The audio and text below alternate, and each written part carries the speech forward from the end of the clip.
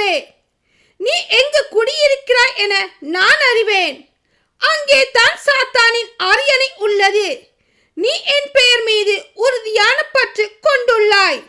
சாத்தான் குடியிருக்கும் இடத்தில் நம்பிக்கையுள்ள என் சாட்சியான அந்திப்பா உங்கள் நடுவே கொலை செய்யப்பட்ட காலத்தில் கூட நீ என் மீது கொண்டிருந்த நம்பிக்கை விட்டு விலகவில்லை.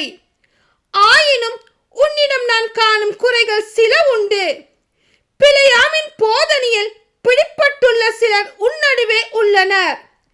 இந்த பிலேயாம் தான் இஸ்ரேல் மக்கள் இடறி விழும்படி செய்ய பாலாக்குக்கு கற்றுக் கொடுத்தவன். அதனால் அவர்கள் சிலைகளுக்கு படைக்கப்பட்டதை உண்டு பரத்தமையில் ஈடுபட்டார்கள். இது போலவே நிக்கோலாயரின் போதனையில் பிடிப்பட்டுள்ள சிலரும் உன் நடுவில் உள்ளனர்.